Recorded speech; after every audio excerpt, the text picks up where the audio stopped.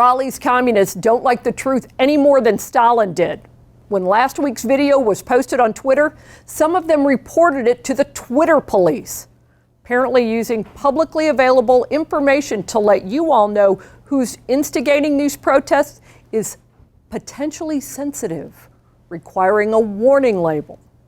I think what Twitter really means is that the video is truthful and therefore the proletariat may find it upsetting. But don't worry, you can find it on our website and our Facebook page. Now, there's a great article in National Review by Jack Fowler discussing an in-depth study of Black Lives Matter activists, much like our Raleigh protesters. Now, there are two strategies that are crucial to this movement. First, they direct their hatred and anger at law enforcement officers to put a face on who they view as the enemy of their Marxist ideology.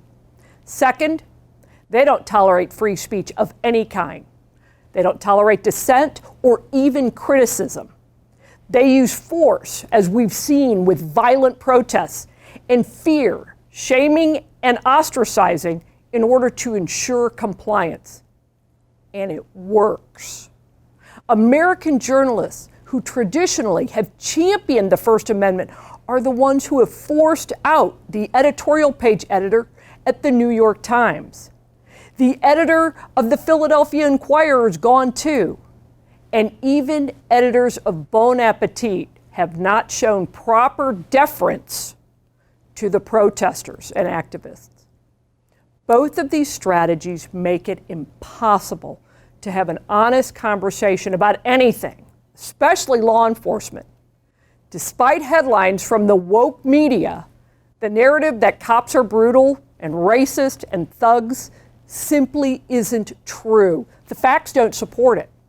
I've written an entire column on this. You can find it at carolinajournal.com. Now, there are reforms that good cops welcome, and I list them in my column.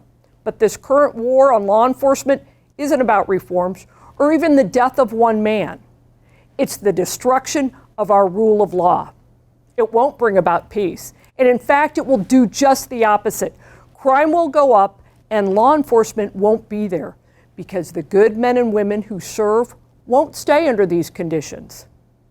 That chaos that threatens our freedom and undermines our way of life is exactly what these violent demonstrators want.